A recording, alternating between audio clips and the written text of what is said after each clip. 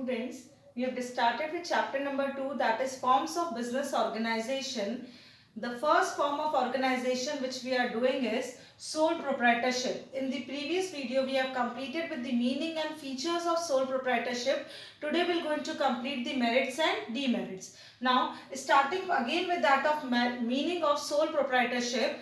Now it is that kind of business which is run by a single person who is alone responsible for injecting capital, for facing losses and profits of the business. Coming to the first merit, or we can say advantages of sole proprietorship. First one is quick decision making. Now he is the alone person who is running the business. He need not to consult anyone while taking the decision. This results in quick decision making in sole proprietorship kind of business.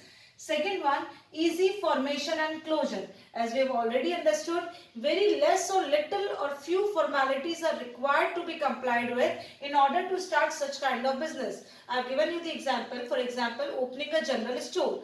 Few formalities or even no formalities are being required while just starting the business and ending up with the business. That is why it is very easy to form and close such kind of business. Third advantage, only person to enjoy the profit. As it is a sole proprietorship business, a single person is running the business. That is why he is the only person who will going to enjoy the fruits of the business. That is why whatsoever is the earning and whatsoever is the profit, he is the alone person who will going to handle and enjoy all the profits. Coming to the fourth one, a sense of achievement. A sense of achievement comes in the mind of sole proprietor when all the decisions are being taken by him, capital is being introduced by him, profits are introduced by or enjoyed by him, risk has been faced by him. That is why it gives a sense of achievement to the sole proprietor. And the last one is confidentiality of information.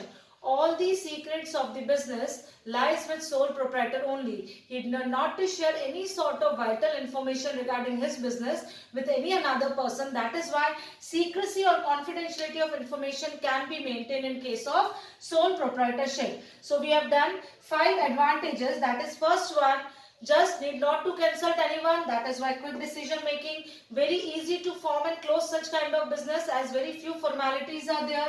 He is the only person who will going to enjoy the profits. When all the things are done by a single man, that is why it gives a sense of achievement. And last one is secrecy of information can be easily maintained in sole proprietorship. Okay. Now we are going to complete with the demerits. Now coming to the demerits of sole proprietorship, or we can say disadvantages of sole proprietorship. First one is unlimited liability, which means sole proprietor suffers from unlimited liability, which means that not only his business assets but his personal assets are also liable to pay off the debts of the business. Second one, limited life.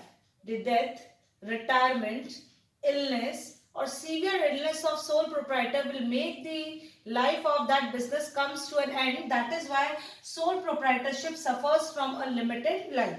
Third one, limited resources. Now, sole proprietorship generally starts with that of very small investment of capital.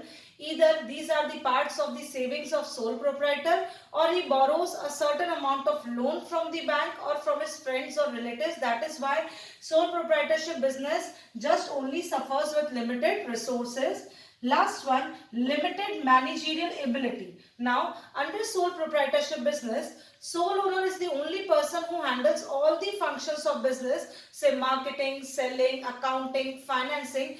In any of the case, if sole proprietor is suffering from any sort of managerial ability lacking, at that time whole business suffers. That is why sole proprietorship limits just have a limitation of that of lacks of managerial ability. Okay, again I am just revising all the things.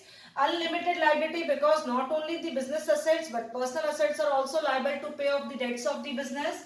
Next one, limited life because the death, severe illness of sole proprietorship automatically just brings that business into an end. Limited resources are there because these businesses start only with the investment which is being done by the sole proprietor or by just borrowing a small amount of loan from the bank or small friends or relatives.